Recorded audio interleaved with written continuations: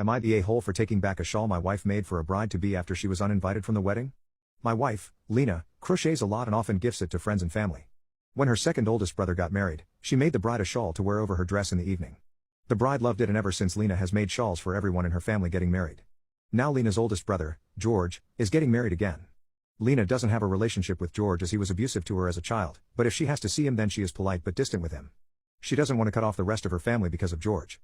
I work with George, and while we aren't friends, we are friendly at work. Lena encouraged this. When George got moved to my team, I was going to request a transfer, not wanting to expose Lena to George as my team do a lot of get-togethers with our significant others. As it is a family wedding, Lena's mom asked her if she could crochet a shawl for George's fiancée, and Lena agreed.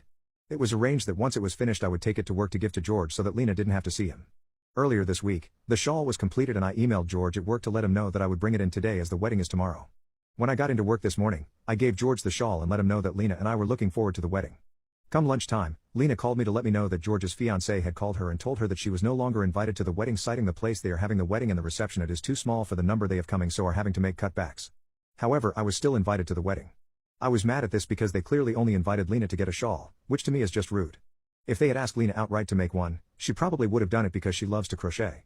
On my way out of work, I noticed George wasn't at his desk but the shawl was. I was still mad that they had used Lena to get a shawl and I just shoved it in my work bag. I left a note on his desk telling George since Lena was no longer invited, the shawl and I would no longer be attending either. On my way home, I told Lena what I had done and asked her if she wanted to go out instead, so as not to waste having a sitter.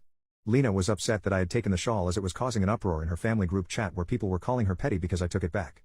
Lena wants me to give it back. I don't think I should. They don't deserve Lena's kindness.